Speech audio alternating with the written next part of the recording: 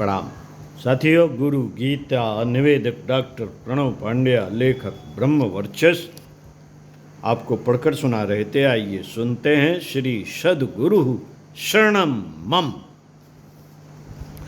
गुरु गीता गुरु भक्त की गंगोत्री है। यहाँ से प्रवाहित होने वाली गुरु भक्त की गंगा जब शिष्यों के अंतःकरण में प्रवेश करती है तो उनके जन्म जन्मांतर के पापों का शमन होता है। 60,000 सगर पुत्रों की आत्मशक्ति की ही भांति यह भक्ति गंगा भी असंख्य शिष्यों के त्रिविध तापों को शांत करती है। यह भक्ति गंगा सब भांति कलमशहारी है। शिष्य साधक के कषाय कलमश इसके भक्ति जल में धुलते हैं।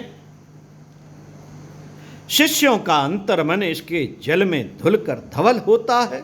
इसे वे सभी अनुभव करते हैं जो अपने आप को सच्चा शिष्य सिद्ध करने के लिए प्राण से बाजी लगाए हुए हैं।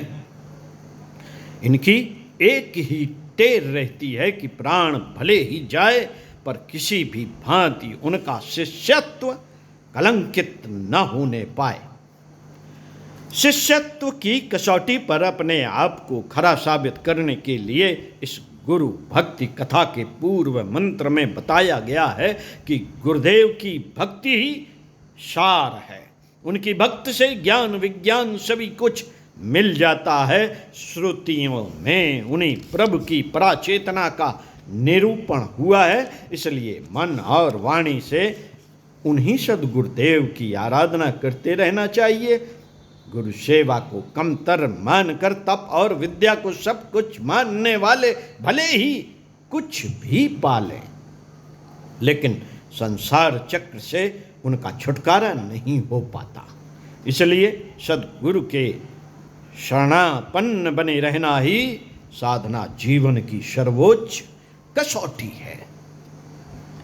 इस सत्य को और भी स्पष्ट करते हुए भगवान महेश्वर आदि माता शैल सुता पार्वती से कहते हैं, न मुक्ता देव गंधर्वा पितरो यक्ष किन्नरः ऋषयः सर्व सिद्ध्याश्च गुरु सेवा परान मुख। ध्यानम शृणु महादेवी सर्वानंद प्रदायकम सर्व सौख्यकरम नित्यम भुक्ति मुक्ति विधायकम। श्रीमत् पर ब्रह्म गुरुम स्मरामि श्रीमत् पर ब्रह्म गुरुम वदामि श्रीमत् पर ब्रह्म गुरुम नमामि श्रीमत् पर ब्रह्म गुरुम भजा। ब्रह्मानंदम परम सुखदम केवलम ज्ञानमूर्तिम द्वंद्वातीतं गगन सदृश्यम तत्त्वमस्यादि लक्ष्यम एकम नित्यम विमलमचलम सर्वदी साक्षीभूतम भावातीतं त्रिगुणरहितं सद्गुरुं तं नमामि नित्यं शुद्धं निराभासं निराकारं निरंजनम नित्यबोधम चिदानंदम गुरुम ब्रह्म नमाम्यहम्। देव हो या गंधर्व, पितर यक्ष किन्नर सिद्ध अथवा ऋषि कोई भी हो, गुरु सेवा से विमुख होने पर उन्हें कदापि मोक्ष नहीं मिल सकता। भगवान भोलेनाथ कहते हैं, हे महादेवी सुनो, गुरुदेव का ध्यान सभी तरह के आनंद का प्रदाता है। यह सभी सुखों को देने वाला है। यह सांसारिक सुख भोगों को देने के साथ मोक्ष को भी देता है। सच्चे शिष्य को इस सत्य के लिए संकल्पित रहना चाहिए कि मैं गुरुदेव का स्मरण करूंगा, गुरुदेव की स्तुति कथा कहूंगा, पर ब्रह्म की चेतना का साकार रूप ही सद्गुरु की वाणी मन और कर्म से सेवा आराधना करूंगा। श्री गुरुदेव ब्रह्मानंद का परम सुख देने वाली साकार मूर्ति हैं। वे द्वंद्वातीत चिदाकाश हैं। तत्वमसि श्रुति वाक्यों का लक्ष्य यही है। वे प्रभु एक नित्य विमल अचल एवं सभी कर्मों के साक्षी रूप हैं। श्री गुरुदेव सभी भावों से परे, प्रकृति के तीनों गुणों से सर्वथा रहित, उन्हें भावपूर्ण नमन।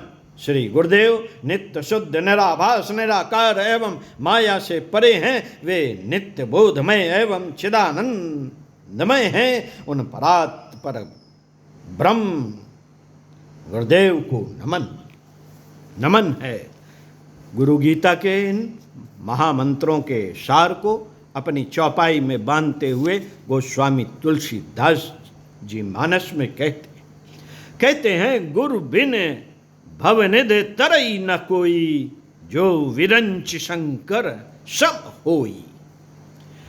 यानी कि ब्रह्मा एवं शिव को की भांति समर्थ होने पर भी श्री गुरुदेव का आश्रय पाए बिना इस भव सागर को कोई पार नहीं कर सकता। शिष्यों को, साधकों को यह सत्य भली भांति आत्मसात कर लेना चाहिए।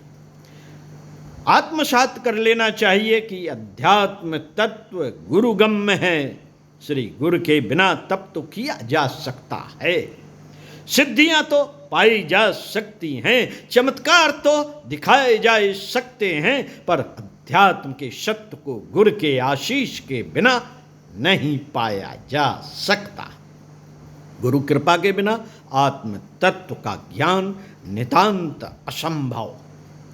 इस सच्चाई को उजागर करने वाला एक बहुत ही प्रेरक प्रसंग है टीवी कापाली शास्त्री।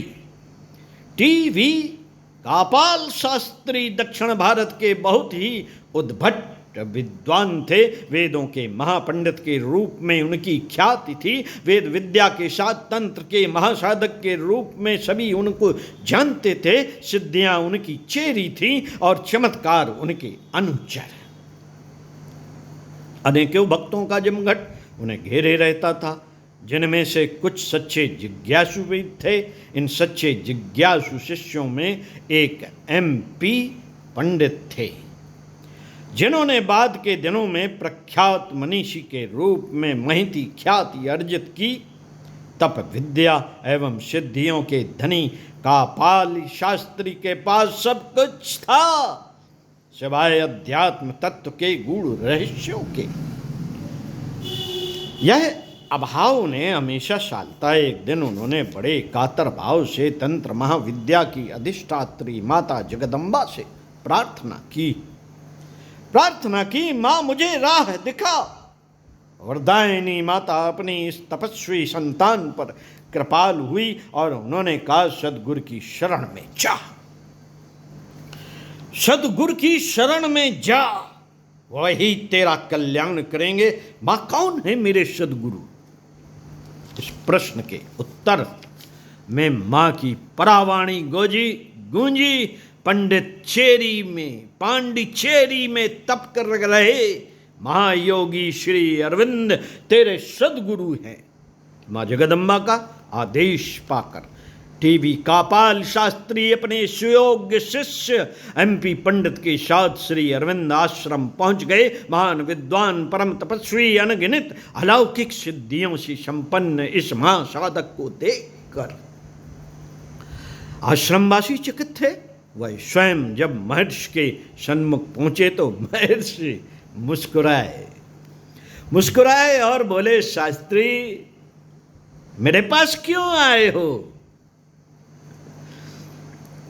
कापाल शास्त्री ने विनम्रता पूर्वक कहा, हे प्रभु, तप विद्या आदि की जो क्षुद्रताएं मेरे पास हैं, वही अज्ञान संपदा आपके चरणों में अर्पित करने आया हूं। यह कहते हुए उन्होंने अपना हृदय श्री अरविंद के चरणों में उड़ेल दिया। शास्त्री जी के साथ MP पंडित ने भी उनका अनुसरण किया। वेद और तंत्र मार्ग की सारी साधनाओं को कर चुके कापाल शास्त्री अब एक ही साधना में जुट गए और वह साधना थी श्री सद्गुरु शरणम। श्री सद्गुरु शरणम इस साधना ने उन्हें आध्यात्मिक जीवन की परम पूर्णता दी। आध्यात्मिक जीवन की परम पूर्णता श्री सद्गुरु शरण। तो साथियों, स्वाध्याय सत्संग के क्रम को बढ़ाए रखते हुए अगले वीडियो में आपसे फिर मिलते हैं इसी पुस्तक से, गुरु ही इष्ट है, इष्ट ही गुरु है। ओम शांति।